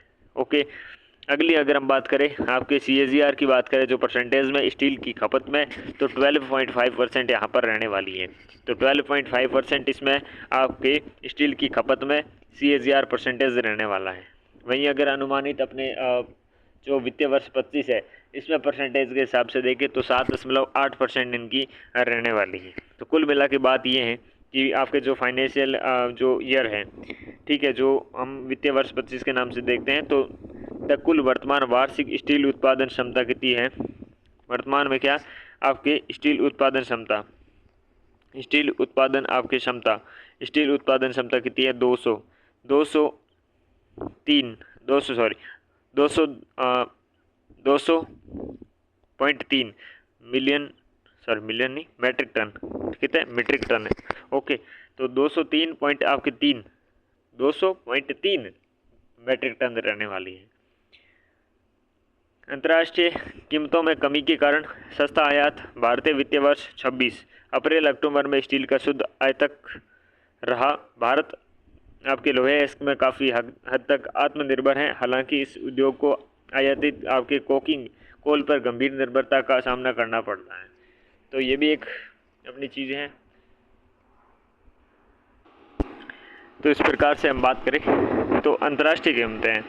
अंतर्राष्ट्रीय कीमतों में कमी के कारण, तो अंतर्राष्ट्रीय कीमतें उनमें कमी आई है, उनमें से आपके सस्ता आयात होता है। क्या होता है? सस्ता आयात होता है। भारत वित्तीय वर्ष अपने 26 है, 26 में क्या है? अप्रैल से अक्टूबर में स्टील का शुद्ध आयातक रहा है। शुद्ध क्या है? आयातक रहा है। और भारत लोहे अयस्क में काफ़ी हद तक आत्मनिर्भर है। हालांकि इस उद्देश्य को आयातित कोकिंग कोल पर निर्भर रहना पड़ता है। गंभीर जो समस्या है, जो कोकिंग कोल है, उस पर आपके समस्या देखने को मिलती हैं। यहाँ पर अच्छी अपनी भारत में तो क्या दिक्कत है कि कोई अच्छी गुणवत्ता का ये कोकिंग कोल मिलता नहीं है, राख ज़्यादा मिलती है, तो इसलिए इसे ऑस्ट्रेलिया वगैरह से निर्यातित आपके आयातित करना पड़ता है। बाकी मिशन कोकिंग कोल है, इसके बारे में बात करें तो वित्त वर्ष अपना 2022 है, इसमें मिशन कोकिंग कोल शुरू किया गया था। इसका उद्देश्य था कि राष्ट्रीय इस्पात नीति 2027 में अनुमानित अपनी घरेलू कोकिंग कोल की मांग को पूरा करना है। तो क्या था इसमें? अपने वित्त वर्ष था 2022, इसमें 2022 में मिशन कोकिंग कोल शुरू किया गया और इसका उद्देश्य था कि राष्ट्रीय इस्पात नीति 2017, राष्ट्रीय इस्पात नीति अपनी 2017 है कि अनुमानित घरेलू कोकिंग कोल की मांग को पूरा करना। भारत के इस्पात उद्योग को आयातित कोकिंग कोल पर निर्भर रहना पड़ता है। अंत कोकिंग कोयले के आयात को कम करने और घरेलू कोकिंग कोयला इसको उत्पादन को बढ़ाने के लिए मिशन कोकिंग आपके कोल शुरू किया गया था। कब शुरू किया गया था ये इंपॉर्टेंट हो जाएगा, 2022 में प्रारंभ किया गया था। मिशन है, इसका लक्ष्य अपने वित्त वर्ष कौन से? 29-30, वित्त वर्ष जो 29-30 है, इस वित्त वर्ष तक अपने घरेलू कच्चे कोकिंग कोयल का उत्पादन 140 मेट्रिक टन बढ़ाना है। तो 140 यहाँ पर MT मेट्रिक टन यहाँ पर बढ़ाना है ताकि कुछ समाधान हो सके। बाकी यहाँ पर अच्छी गुणवत्ता का नहीं मिलता, ये आपकी कमी है, वो रहेगी। तो एक बार इसका भी अपने रिवाइज़न थोड़ा सा मार ही लेते हैं, पर ये लंबा पड़ेगा। तो देखते हैं कि इस्पात में देखें तो कच्चा इस्पात में विश्व में दूसरे स्थान पर बड़ा उत्पादक है भारत। आत्मनिर्भर को बढ़ावा देने के लिए 2021 में 6322 करोड़ के परिवहन के साथ स्पेशलिटी स्टील के उत्पादन अपने आधारित प्रोत्साहन स्कीम शुरू की गई थी। उत्पादन आधारित प्रोत्साहन स्कीम स्टार्ट की गई थी। इसके तहत इसके अपने आंकड़े ये देख चुके हैं, अब तो इतना वापस देखना पॉसिबल भी नहीं है। और जो वित्तीय वर्ष तक अपने 25 तक क्या कुल वर्तमान वार्षिक स्टील उत्पादन क्षमता कितनी है? 200.3 आपके मेट्रिक टन रही है। अंतर्राष्ट्रीय कीमतों की कमी के कारण सस्ता आयात वित्तीय वर्ष 26 में अपने अप्रैल अक्टूबर के स्टील का शुद्ध आयातकार रहा है। काफ़ी हद तक इसमें भारत लोहे में अपने आत्मनिर्भर हो चुका है, लेकिन कोकिंग कोयल की अपनी समस्या देखने को मिलती है। लेकिन इसके के लिए भी अपने मिशन कोकिंग कोल ये क्या है? 2022 में शुरू किया गया है, वित्त वर्ष 2022 में, जिसका उद्देश्य क्या है? राष्ट्रीय इस्पात नीति 2017 में अनुमानित घरेलू कोकिंग कोल की मांग को पूरा करना है। चलिए 29-30 तक कितना? 140 मेट्रिक टन है, ये बढ़ाना है। अगली हम बात करेंगे कोयले के बारे में बात करेंगे और देखेंगे क्या है इसमें। भारत में ऊर्जा ज़रूरतों में सर्वाधिक योगदान है कोयले का। किसका योगदान है? सर्वाधिक योगदान अपने कोयले का ही रहता है। और अगर हम कोयले में देखें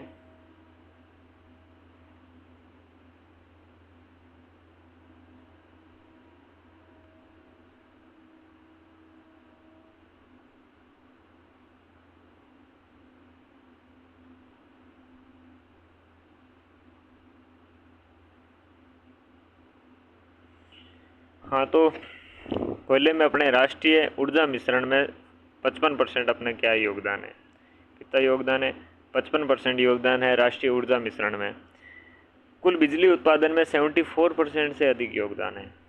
ये समस्या की बात है क्योंकि कोयले की कमी बार बार देखी जाती है और इस कोयले की कमी के कारण हमें भारत में प्रमुख रूप से बिजली की समस्या से गुजरना पड़ता है।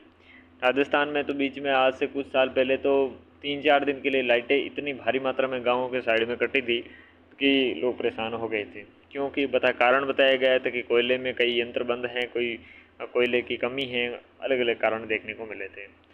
तो राष्ट्रीय ऊर्जा मिश्रण में कितना 55% योगदान है और कुल जो बिजली उत्पादन है इसमें अपने 74% का योगदान रहता है और इससे अधिक रहता है। भारत कोयले का विश्व का 5वां सबसे बड़ा भंडार रहता है, 5वां क्या है, सबसे बड़ा भंडार रखता है तथा अपने एक सेकंड पर मज़े की बात यह है 5वां सबसे बड़ा भंडार रखता है और सेकंड आप सबसे बड़ा उपभोक्ता भी है।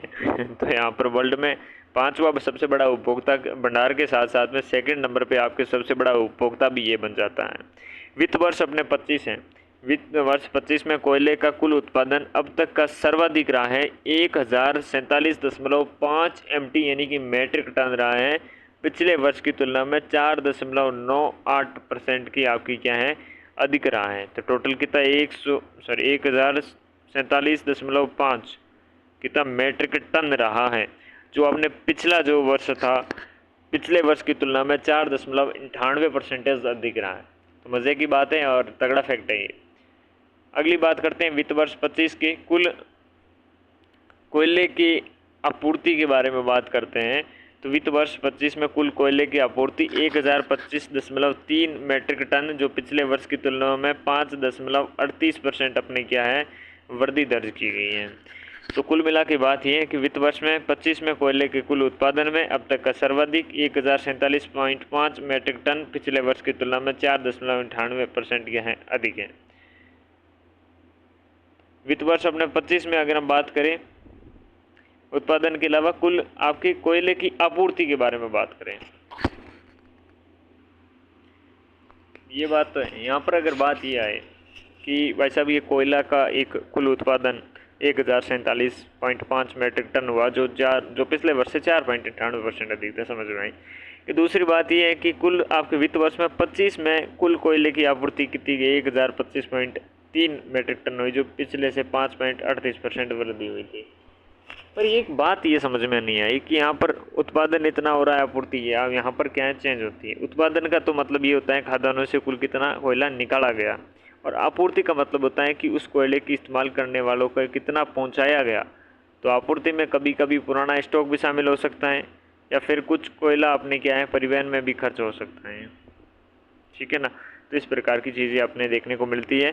अपने को इतनी याद रखनी है उत्पादन 25 और उसमें है 1047.5 मेट्रिक टन है, जो पिछले वर्ष से अपने 4.99% अधिक है। वहीं वित्त वर्ष 25 है उसमें अपने कितने कोयले की आपूर्ति में 1025.3 अपने मेट्रिक टन है, पिछले वर्ष की तुलना में 5.38 वृद्धि रही है। कुल आपूर्ति वह मात्रा होती है जो वास्तविक रूप में उपभोक्ता को वितरित की जाती है, और यह समझ में आ गई। कुल आपूर्ति वह मात्रा जो वास्तविक उपभोक्ता वितरित की जाती है और प्राय कुल उत्पादन में थोड़ी कम होती है। ऑब्वियसली बात है क्योंकि कहीं ना कहीं वो खर्च हो ही जाती है। वित्त वर्ष 25 में कुल आयात क्या है 25 में कुल कोयला आयात अपना कितना 243.6 MT यानी कि मेट्रिक टन रहा, जो पिछले वर्ष की तुलना में 7.9% के क्या रही कमी दर्ज की गई। यानी कि इस बार क्या है आयात यानी कि बाहर से कम लाया 7.9%, यानी कि पिछला वर्ष कौन सा था 24 वाला। वित्त वर्ष 25 में कुल कोयला आयात कितना हुआ 243.6 आपके मेट्रिक टन रहा, पिछले वर्ष की तुलना में 7.9% कम रहा। तो तो ये सारी चीज़ें अब वापस तो क्या ही देंगे, ठीक है। पैनल इज है वॉशिंग वेयर देयर। चलो रासायनिक और जो पेट्रो रसायन है उसके बारे में हम बात करते हैं, उसके बाद आगे बढ़ेंगे। यह क्षेत्र अपने रिफाइनरिंग और प्राकृतिक गैस प्रसंस्करण के साथ मजबूत बैकवर्ड लिंकेज के साथ जुड़ा हुआ है। तो रिफाइनिंग और साथ में प्राकृतिक गैस प्रसंस्करण के साथ बहुत ही मजबूत अपने बैकवर्ड लिंकेज के साथ जुड़ा हुआ है। वित्त वर्ष 25 में इसमें मुख्य रसायन और पेट्रो रसायन का कुल उत्पादन कितना हुआ है 58,617 MT यानी कि मीट्रिक टन तक पहुंच गया है। तो वित्त वर्ष 25 में कुल उत्पादन इन दोनों आइटमों का कितना हुआ है 58,617 मीट्रिक टन पहुंच गया है। वित्त वर्ष अपना 16 है, इसमें वित्त वर्ष 16 से लेकर 25 के दौरान 2.8 के अपने प्रतिशत की क्या रही है CAGR रही है। तो क्या है 2.8% की CAGR वित्त वर्ष 16 से लेकर 28 के बीच में रही है। ओके, वित्त वर्ष अपना हो गया 24। इसमें इस क्षेत्र का कुल आपके विनिर्माण क्षेत्र में जो ग्रोस वैल्यू एडेड है 8.1% का योगदान है। वित्त वर्ष 24 में इस क्षेत्र का कुल विनिर्माण क्षेत्र में GV आपके कितना ग्रोस वैल्यू एडेड 8.1% योगदान है। कुल रसायनों की अपने वित्त वर्ष 25 में स्थापित क्षमता कितनी है 17.02 आपकी MT मीट्रिक टन की क्षमता स्थापित करके रखी है। पेट्रो रसायन की आपकी वित्त वर्ष 25 में स्थापित क्षमता कितनी है 52.29 मीट्रिक टन की है। तो 17.02 मीट्रिक टन और साथ में आपके कितने कुल पेट्रो रसायन के स्थापना की क्षमता है 52.29 मीट्रिक टन।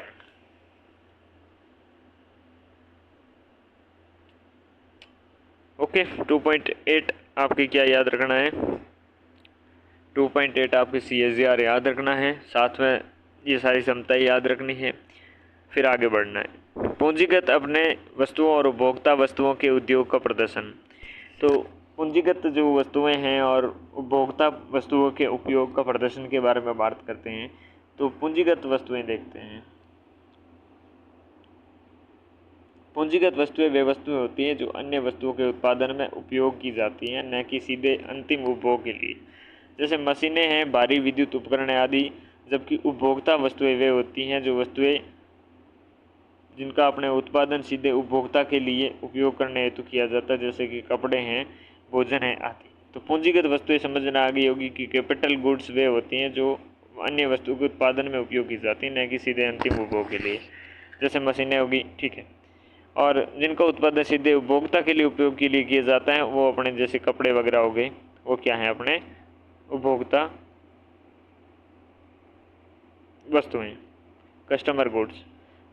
भारत में पिछले 5 वर्षों में पूंजीगत वस्तुओं के आयात और निर्यात व उत्पादन तीनों क्षेत्रों में लगातार वृद्धि देखी गई है। भारत में पिछले 5 वर्षों में, कितने वर्षों में 5 वर्षों में पूंजीगत वस्तुओं के आयात, जो पूंजीगत वस्तुएं उन पर आयात और निर्यात व उत्पादन तीनों ही क्षेत्र में लगातार वृद्धि देखी गई है। ये चीज़ इंटरेस्टिंग है। भारत में पूंजीगत वस्तुएं जो क्षेत्र में प्रतिस्पर्धा में वृद्धि और योजना। फेज 2 भारतीय पूंजीगत वस्तु क्षेत्र में प्रतिस्पर्धा। भारतीय क्या है, भारतीय पूंजीगत वस्तु क्षेत्र में प्रतिस्पर्धा में वृद्धि योजना देखते हैं फेज 2। इस योजना की बारी आपके उद्योग मंत्रालय 2014 में अधिसूचित किया गया था, ठीक है। और 2022 में इसका दूसरा चरण शुरू कर दिया गया था। दूसरे चरण के तहत 29 अपनी जो परियोजनाएं हैं उनको शामिल किया गया। इस योजना के प्रमुख 6 घटक हैं। कौन कौन से जो भारतीय पूंजीगत वस्तु क्षेत्र में प्रतिस्पर्धा में वृद्धि योजना के अपने घटक है? तो 6 घटकों में प्रौद्योगिकी नवाचार पोर्टल के माध्यम से प्रौद्योगिकियों की पहचान। तो सबसे पहली है कि प्रौद्योगिकी जो नवाचार हैं, इन नवाचार पोर्टलों के माध्यम से प्रौद्योगिकी की आपकी पहचान करना। फिर दूसरा है कि नए उन्नत उत्कृष्टता केंद्रों की स्थापना और मौजूदा उत्कृष्टता केंद्रों का विस्तार। तो नए उन्नत जो उत्कृष्टता केंद्र हैं उनके स्थापना करना है और मौजूदा जो उत्कृष्टता केंद्र है उनका विस्तार करना है। तो ये अपने प्रमुख रूप से बात रहने वाली है। सामान्य इंजीनियरिंग सुविधा केंद्रों CEFC की स्थापना और मौजूदा CEFCS का समर्थन करना। तो एक चीज़ ये होगी कि अपने इस योजना के तहत 6 प्रमुख घटक हो गए कि सही बात है। तो प्रौद्योगिकी नवाचार पोर्टल के माध्यम से अपने क्या करना, प्रौद्योगिकी की पहचान करना। दूसरी होगी उन्नत उत्कृष्टता केंद्र की स्थापना करना और मौजूदा उत्कृष्टता केंद्रों का विस्तार करना। तीसरी होगी कि सामान्य इंजीनियरिंग सुविधा केंद्रों की स्थापना और मौजूदा क्या आपके संवर्धन करना। मौजूदा परीक्षण के प्रमाणन को केंद्रों का विस्तार करना और पूंजीगत वस्तु क्षेत्र में कौशल को बढ़ावा देना। जो पूंजीगत वस्तु हैं, वस्तु क्षेत्र है, इसमें कौशल को बढ़ावा देना भी ज़रूरी है। 10 आपके इंडस्ट्री आपके एक्सेलरेटर्स फॉर टेक्नोलॉजी डेवलपमेंट की स्थापना करना है। 10 industry accelerators for technology development की स्थापना करना। ये प्रमुख रूप से 6 क्या रहने वाले हैं, इस योजना के प्रमुख घटक रहने वाले हैं, जो आपके 2014 में अधिसूचित की गई थी। वर्ष 2022 में इसका दूसरा चरण शुरू किया गया था और दूसरे चरण में कुल 29 परियोजनाओं को शामिल किया गया था। भारतीय पूंजीगत वस्तु क्षेत्र में प्रतिस्पर्धा में वृद्धि योजना फेज 2। ऑटोमोबाइल के क्षेत्र में बात करें तो भारत, हम ये चीज़ें किस में देख रहे हैं, ये चीज़ें अपने पूंजीगत वस्तु और उपभोक्ता जो वस्तुएं हैं उनके उद्योग का प्रदर्शन देख रहे हैं, ठीक है ना। अब हम बात करते हैं ऑटोमोबाइल क्षेत्र। भारत 2 पहिया और 3 पहिया वाहनों के लिए सबसे बड़ा बाजार है, दुनिया का सबसे बड़ा अपने बाजार है। यात्री वाहनों और वाणिज्य वाहनों के लिए वैश्विक स्तर पर तीसरा सबसे बड़ा बाजार है। यात्री वाहन है, वाणिज्य वाहन है, उसके लिए वैश्विक स्तर पर कितना, तीसरा है। 2 पहिया 3 पहिया वाहन में भारत फर्स्ट में है, सबसे बड़ा बाजार है। लेकिन वाहनों और वाणिज्य के वाहनों के लिए यात्री वाहन, उनसे यात्री वाहन और वाणिज्य वाहनों के अपने ये वैश्विक स्तर पर 3rd रैंक पर हैं। यह क्षेत्र अप्रत्यक्ष और प्रत्यक्ष के रूप में 30 मिलियन 3 करोड़ से अधिक लोगों को रोजगार प्रदान करता है। ऑटोमोबाइल क्षेत्र सार्वजनिक वित्तीय क्षेत्र में महत्वपूर्ण योगदान करता है। सार्वजनिक जो वित्तीय क्षेत्र है इस क्षेत्र में महत्वपूर्ण योगदान करता है और देश में के GST संग्रहण में 15% का योगदान ये देता है। तो सार्वजनिक वित्तीय क्षेत्र में महत्वपूर्ण योगदान देने वाला 15% आपके GST का संग्रहण करता है देश में। पिछले 1 दशक में वित्त वर्ष अपना जो 15 से लेकर 25 है, इसमें 1 दशक में इस क्षेत्र में उत्पादन में लगभग 33% अपना क्या हुई है, वृद्धि दर्ज की गई है। तो पिछले 1 दशक में इसके क्षेत्र में उत्पादन में 33% की वृद्धि हुई है। इलेक्ट्रिकल मोबाइल आपकी जो मोबिलिटी बढ़ाने के लिए सरकारी पहले करी गई हैं, जो इलेक्ट्रिक मोबिलिटी बढ़ाने के लिए सरकारी पहले की गई उनके बारे में बात करते हैं। ऑटोमोबाइल एंड ऑटो आपके कंपोनेंट उद्योग के लिए PLI ऑटो स्कीम शुरू की गई, जो सितंबर 2021 में शुरू की गई, जिसका उद्देश्य उच्च मूल्य वाले उन्नत ऑटोमोटिव आपके जो प्रौद्योगिकी हैं AAT वाहनों और उत्पादकों की आपके प्रोत्साहित करना। ये ऑटोमोबाइल और ऑटो कंपोनेंट उद्योग के लिए PLI स्कीम रहने वाली सितंबर 2021 में स्टार्ट हुई, जिसके आपके उन्नत ऑटोमोटिव प्रौद्योगिकी वाहनों और उत्पादों में प्रोत्साहित करना है। फिर दूसरी बात है कि नेशनल जो programme on advance chemistry cell ACC battery आपकी स्टोरेज, तो national programme on advanced chemistry cell है, ये बैटरी स्टोरेज, इसका अपने उद्देश्य 50 जो गीगावाट हेक्टर्स की क्षमता वाली अपनी क्या है ACC बैटरियों के निर्माण में EV इकोसिस्टम को मजबूत करना है। 18,100 अपने करोड़ रुपए का परिव्यय किया गया national programme on advanced chemistry cell battery storage के हिसाब से किया गया है। PME ड्राइव जो स्कीम में हमने पढ़ी भी थी कि जो कृषि में पढ़ रहे थे, तो 8 सितंबर 2024 को अपने 10,900 करोड़ रुपए के व्यय से ये शुरू की गई। इसका उद्देश्य 2 पहिया और अपने इलेक्ट्रॉनिक 3 पहियों की मांग को बढ़ाना, बुनियादी ढांचे का विस्तार करना और अपने E-ट्रैक और E-एम्बुलेंस सहित नई श्रेणियों को सहायता प्रदान करना। चौथी होगी PM E-बस सेवा भुगतान सुरक्षा आपके तंत्र PSM स्कीम, जो अक्टूबर 2024 को शुरू की गई। 38,000 से अधिक इलेक्ट्रॉनिक बसों को तैनात करना। इलेक्ट्रॉनिक बसों के संचालन के लिए चयनित जो बलिदाता और जो ऑपरेटर हैं उनमें OEM है को उनके मासिक भुगतान दायित्व पर समय पर भुगतान करने के लिए सर्वाधिक परिवहन प्राधिकरण द्वारा चूक के मामले में सुरक्षा प्रदान की गई। Scheme to promote manufacturing of electric passenger cars in India योजना मार्च 2024 में शुरू कर दी गई थी और इलेक्ट्रॉनिक जो अपने यात्री हैं इन यात्री कारों के निर्माण को बढ़ावा देना और भारत के ई कारों के लिए विनिर्माण गंतव्य के रूप में विकसित करना। वैश्विक ई जो निर्माता हैं उनको निवेश आपके क्या है, आकर्षित करना। वैश्विक ईवी जो निर्माता हैं उनके निवेश को आकर्षित करना। तो ये अपने क्या थी, हम पहले क्या पढ़े थे, पूंजीगत वस्तुएं पढ़े थे और इसके अंतर्गत हमने एक योजना पढ़ी थी।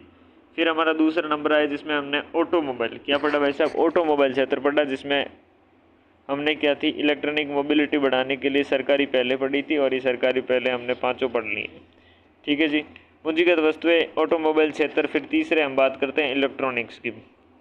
इलेक्ट्रॉनिक्स की अगर हम बात करें तो भारत में वित्त वर्ष जो 25 है, तीसरी सबसे बड़ी और सबसे तेज़ी से बढ़ने वाला निर्यात श्रेणी है कौन सी, इलेक्ट्रॉनिक्स की। ये बहुत बढ़िया बात है। फाइनेंशियल जो ईयर था 22 में 7वां था,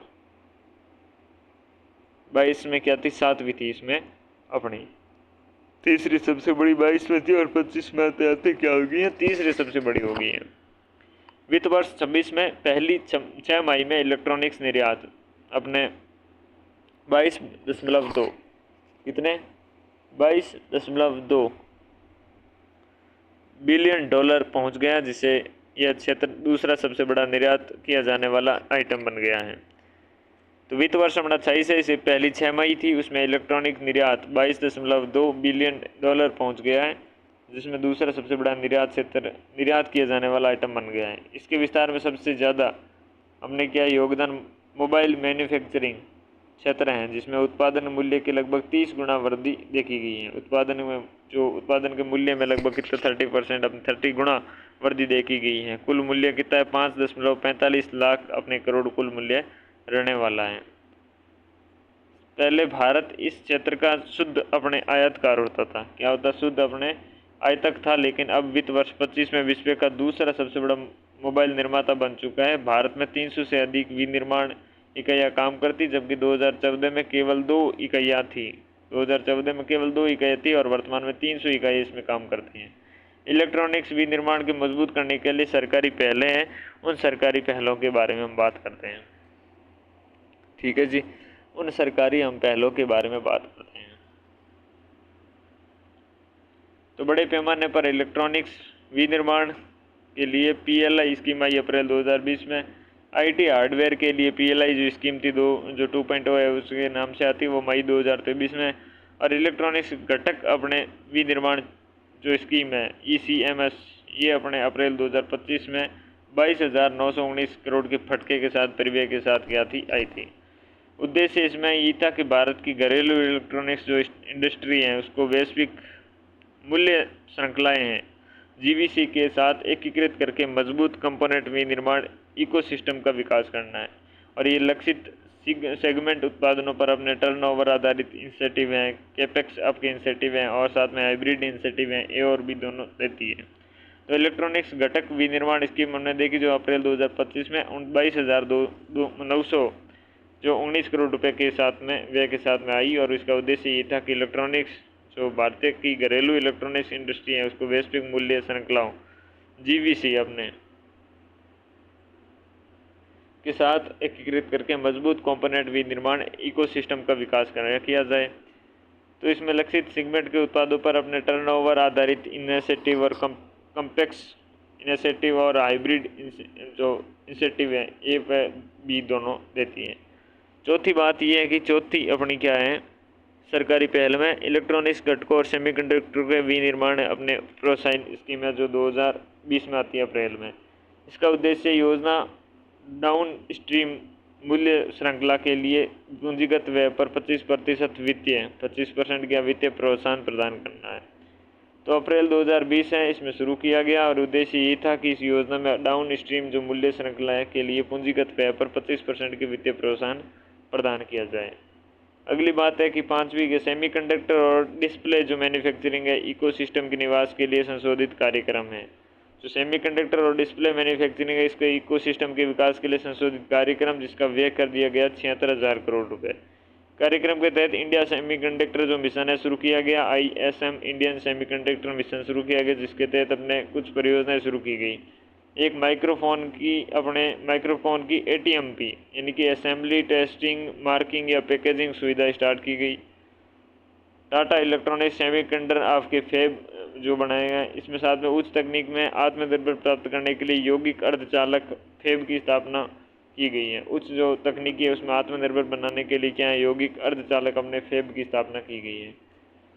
घरेलू स्टार्टअप हैं जो एमएसएमई द्वारा लागू किए जाने वाले चिप जो डिज़ाइन है उसके लिए वित्तीय सहायता के लिए 24 परियोजना और डिज़ाइन बुनियादी ढांचे समर्थन के लिए 100 कंपनियों को मंजूरी प्रदान की गई है। ये तो बहुत बड़ी चीज़ है कि जो घरेलू स्टार्टअप्स हैं एमएसएमई के द्वारा लागू किए जाने वाले चिप डिज़ाइन के लिए वित्तीय अपनी सहायता है। इस वित्तीय सहायता के लिए 24 जो परियोजनाएं उन परियोजना और डिज़ाइनों को बुनियादी ढांचे के समर्थन के लिए 100 आपकी कंपनियों को मंजूरी दी गई है। साथ में अगर हम बात करते हैं, चौथी बात ये है कि अपने इलेक्ट्रॉनिक्स विनिर्माण क्लस्टर ईएमसी, इलेक्ट्रॉनिक विनिर्माण क्लस्टर है ईएमसी 2.0 स्कीम है। ये योजनाएं वैश्विक फर्मों के आकर्षित करने के लिए प्लग एंड प्ले बुनियादी ढांचा प्रदान करती है और ईएमसी की तहत सितंबर 2025 तक 19 ग्रीनफील्ड क्लस्टर और 3 कॉमन फैसिलिटी सेंटर सीएफसी की मंजूरी दी गई है। और आपकी ईएमसी जो है इलेक्ट्रॉनिक्स विनिर्माण क्लस्टर है, इसके तहत 11 क्लस्टर और 2 आपकी क्या है सीएफसी की मंजूरी दी गई है। तो बहुत अच्छा यहाँ पर काम देखने को मिलता है। फिर अगर हम बात करें, ये सारी चीज़ें देखने को प्रमुख रूप से मिल रही है। हमने वो प्रमुख रूप से 4 चीज़ें देखी थी और उसके बाद हमें पूंजीगत वस्तुओं और उपभोक्ता वस्तु के उद्योग का प्रदर्शन हम देखने लग गए थे। पूंजीगत वस्तुएं देखी हमने, ऑटोमोबाइल क्षेत्र हमने देखा। ऑटोमोबाइल क्षेत्र के बाद में हमने तीसरे नंबर पे क्या देखा भाई साहब, तीसरे नंबर पे हमने देख लिया इलेक्ट्रॉनिक्स देख लिया। इलेक्ट्रॉनिक्स देखने के बाद अगला हम शुरू कर देते हैं एक बार के लिए, फिर कंप्लीट अगली क्लास में करने की बात करेंगे। ठीक है जी। तो यहाँ पर अगर हम देखते हैं कि आपके जो फार्मास्यूटिकल्स उद्योग हैं, क्या है फार्मा आपके स्यूटिकल्स जो उद्योग हैं, कभी कभी नाम कैसे आते हैं, तो मात्रा के हिसाब से भारतीय फार्मास्यूटिकल्स दुनिया का तीसरा सबसे बड़ा उद्योग है। तो बहुत अच्छी बात है। तीसरे नंबर पर वित्त वर्ष 25 में 191 क्या वित्त वर्ष जो 25 इसमें 191 देशों में निर्यात के साथ वैश्विक जेनेरिक मांग का लगभग 20% अपने पूरा करता है। तो निर्यात के साथ वैश्विक जेनेरिक मांग है उसका लगभग 20% पूरा करता है। निर्यात में 50% से अधिक यूएसए और यूरोप में निर्यात करता है। आपके जेनेरिक दवाइयों के अलावा भारत कम लागत वाली वैक्सीन आपूर्ति में वैश्विक नेतृत्व करता है।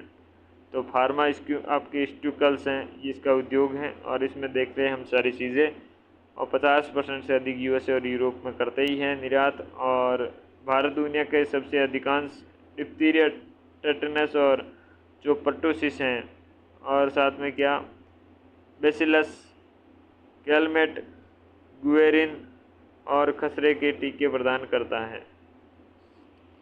भारत क्या है दुनिया के अधिकांश जो डिप्थीरिया है, टिटेनस है और पर्टोसिस हैं, बेसिलस है, कैलमेट है, गुएरिन है और खसरे के टीके प्रदान करता है। पिछले एक दशक में जो वित्त वर्ष 15 से 25 तक है, इस क्षेत्र में निर्यात के लिए 7% की आपकी CAGR जो वृद्धि दर रही है। तो CAGR कितनी रही है आपके 7% की रही है। इसकी हम सरकारी पहले पढ़े, उससे पहले हम 2-4 चीज़ें और पढ़ लेते हैं कि वित्त वर्ष 25 है, इसमें क्षेत्र का आपके वार्षिक टर्नओवर की तरह 4.72 लाख करोड़ रुपए रहा। वार्षिक टर्नओवर की तरह 4.72 लाख आपके CR रहा। तो लाख करोड़ रुपए आपके किसमें इतना टर्नओवर रहता है, 4 पॉइंट आपके कितना 72 लाख करोड़ रुपए से आपके पहुँच गया है। और 25 की बात कर रहे हैं वित्त वर्ष की। भारत चिकित्सा उपकरण क्षेत्र में वित्त वर्ष 25 में 187 देशों में निर्यात के साथ विश्व स्तर पर तेजी से प्रतिस्पर्धा बन रहा है। तो भारतीय चिकित्सा जो उपकरण है क्षेत्र में वित्त वर्ष 25 में 187 को निर्यात कर दिया है और विश्व स्तर पर तेजी से प्रतिस्पर्धी बन रहा है। भाई साहब भारत सरकार में मूल्य के हिसाब से फार्मा जो आपके इंस्टीट्यूटल हैं जो निर्यात में अपने क्या विश्व स्तर पर 11वें स्थान पर है, जिसमें से वैश्विक हिस्सेदारी कितनी है 3% है। तो निर्यात में विश्व स्तर पर कितने 11% पे और वैश्विक स्तर पर हिस्सेदारी कितनी है 3%। तो रैंक 11वीं है और रुक जा भाई, रैंक 11वीं है लेकिन रैंक 11वीं और थर्ड वर्तमान में मूल्य के हिसाब से क्या है, जो ये निर्यात में कितना है 11वें स्थान पर है और हिस्सेदारी परसेंटेज में कितना है, अच्छा ये तो 11वीं रैंक होगी, ये अपने क्या हो गई 3%। तो कुल मिला के हमने ये देखी क्या चीज़, अपने फार्मा इस्यूटिकल्स देखी हमने, और फार्मा इसके बाद देखने के बाद उद्योग देखा, और इसकी क्या प्रमुख रूप से सरकारी पहले हैं वो भी देखेंगे, और इसके बाद में हम क्या बढ़ेंगे अगले पे, कपड़े पे बढ़ेंगे। इस पे बढ़ेंगे, कपड़े पे बढ़ेंगे। हमने ये रासायन और पेट्रो रसायन के बारे में पढ़ रहे हैं फिलहाल के लिए, ठीक है ना। फिर हमारा जो 5वां नंबर है, ये 4 ही चीज़ें तो इसके अंतर्गत हो गई, और 5वीं हम बात देखेंगे वो कपड़ा पे देखेंगे, कपड़ा के आगे बाद में इसी प्रकार से चलते रहेंगे। तो इस कक्षा में महज इतना ही, अगली कक्षा में मिलते हैं बहुत जल्द, तब तक के लिए नमस्कार, जय हिंद।